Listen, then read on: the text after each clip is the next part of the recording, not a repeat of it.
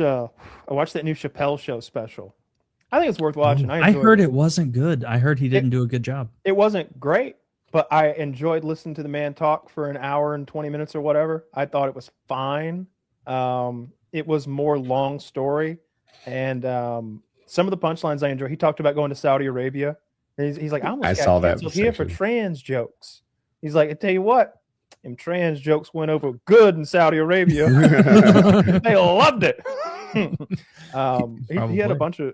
He went after Bill Maher on that topic. Oh, I didn't hear him mention Maher. Yeah, so I guess Bill Maher got a little high and mighty about a bunch of comedians, including Chappelle, who went to Saudi Arabia and performed because they killed that Khashoggi, the journalist. Yeah. And he's like, well, you're pro-Israel, and they killed 240 journalists in the last 3 months. I didn't know you were still keeping count. Yeah. And it's like, well, okay, touche. At the very end of the special, he says, like, I don't believe in conspiracy theories, but if they ever get me,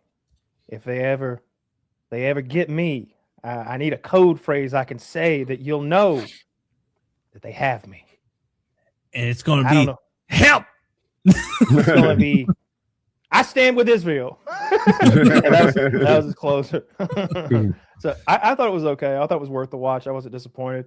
And surprisingly, I also watched, I guess I was in a black culture mood. Then I watched Bad Boys 2. This is all last night. Then I watched Bad Boys 2 with Martin Lawrence and the great Will Smith. It wasn't bad either. Wait, you haven't seen Bad Boys 1? I haven't seen any of those. I don't even know who's in it. Will Smith and Martin Lawrence. All right. So just so you know, it's one of the greatest like shoot 'em up cop action movies ever made. It's really good. They're funny. I believe you. I like Martin Lawrence. I think Martin Lawrence was very funny. Big ups to him. Will Smith, I'm not as big on as Martin Lawrence. This movie makes you like Will Smith. I liked the new Bad Boys. I thought it was just fine. It has that scene that you've seen, Woody, where the doofus like son-in-law is a Marine and the house is being swarmed, and they call him. They're like, they're coming to get you right now. They're coming to take you out. You got to save the wife and kids. And he puts the wife and kids and he's playing like Call of Duty on Xbox or on PlayStation. He like puts the wife and kid in a closet and then turns into like John Wick. And he was just a throwaway character from maybe Bad Boys 1. What happens is like Martin Lawrence's daughter is being picked up by a boy for the first time. And Will Smith answers the door, like acting like a thug. And he's like pressing up on the boyfriend. He's like, you've been kissed. You ever kiss a man? You've been kissed by a man? Yeah. You gonna keep it that way? He's just like threatening the fuck out of him. Like that character had clearly not an actor anymore. He was just in that throwaway role 20 years ago. He's been in every movie. He's always there, like with his dry delivery. Doesn't look like a Hollywood actor. Like he doesn't look like he. I love that character. I haven't even seen these movies, but I saw a YouTube video that put all his scenes together. And he starts off, like Kyle said, sort of a scared brand new boyfriend at the door being intimidated. And he holds his own. He's respectful. He keeps his chin high. He answers the questions, but they're clearly pressing him. And then he joins, I think, the Marines and marries the girl. And then he has to defend the family. And like Kyle put it really well. Like he's John Wick. There's like 18 armed assassins coming. And he's just like John Wick would handle it. And then later they're at the barbecue and he asks for permission to use the grill. And Martin Lawrence. Say his name. Thank you, Martin Lawrence. and Will Smith are both like, no, this is the grown-ups grill. And then, well, wait a second. We watched him kill 18 men, and save your daughter. And they're like, all right, you can come in. You can use the grill. They sort of gave him the respect of another man. Yeah. Great arc. It was a fun little action movie. They did some wacky camera movement that was all like real. It wasn't CGI, where the camera was looking in Will Smith's face, and then it would they had a rig so the camera would flick around so you saw what he was shooting at, and it kept going back and forth. And then it turned into like a first-person shooter while Will Smith is just like murdering people in an old abandoned theme park. It was fun. I say this about all those old cop shows. Like I can't watch Lethal Weapon. You go back and watch Lethal Weapon with Mel Gibson. Yeah. Me either, dude. Fuck you. And you go back and watch this, and you're like, these cops are tyrants.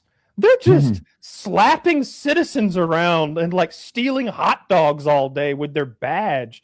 It's constantly like putting guns in people's faces and threatening them. Just John Q. Public on the street, and they're awful. Like I come away from watching those just hating the cops and rooting for the bad guys who were just trying to smuggle marijuana, and all of a sudden their John boat got exploded by a $400,000 missile. I don't know. You linked me a pretty cool clip where that old timey guy just turned around and just blasted multiple criminals. Oh, what are we talking about? We're talking about Death Wish with Charlie Bronson? Oh, that is exactly the movie. Yes. I haven't watched that movie, but I've seen the clips you linked me, and I thought that was cool. Where he just decided, like, it's time for me to take justice into my hands. I do like the Death Wish movies. Those are a guilty pleasure. By Death Wish 4, they've raped and/or murdered every female member of his family and his new girlfriend. No. So they've given him a lot of reasons to be intense, and it becomes more and more over the top every movie. So I think it's either the third or the fourth one. I may be getting mixed up. They're all the same. But him and his girlfriend are in this car, and he gets out to like get her ice cream or something like that, something sweet. And the bad guy comes along and punches the girlfriend in the face while she's sitting in the passenger seat, and then he puts the car in drive, and it's rolling down this San Francisco style hill until it hits. And Charles Bronson looks up with his ice creams or whatever. He's like, Diane! Just as the car hits an intersection, it explodes into fireballs with her like burnt alive in the car. Oh, no. And so then he's got to go murder like 40, 50 people. He's got like a belted machine gun by the end, and he's just raking crowds of like mixed race, like ne'er-do-wells. That's the movie where he's always got a bigger gun. Guys? They were the bad guys, right? It's a Webley Magnum made for hunting elephant. It's a shortened version of the cartridge made for hunting elephant. And then he's carrying around this Webley Auto Magnum in his coat, and he's got a Canon photo camera slung over his shoulder, walking through the hood. Again, licking his ice cream very innocently, and the giggler shows up. And the giggler is he's always giggling. And he's fast, though. The giggler runs, grabs the camera, shoves Charlie, and he takes off with it. And he looks back, and Charlie draws the Webley Auto Magnum and fucking blows a hole through the giggler's back that you could put your fist through. He's just murdering like punks in a neighborhood by the giggler. End. The giggler. And then was he white? He was black. Oh, yeah. Then it cuts to like the gang. You know what his name should have been then. Yeah, I do. We all know that very funny potential name. I'm glad Sam's not here.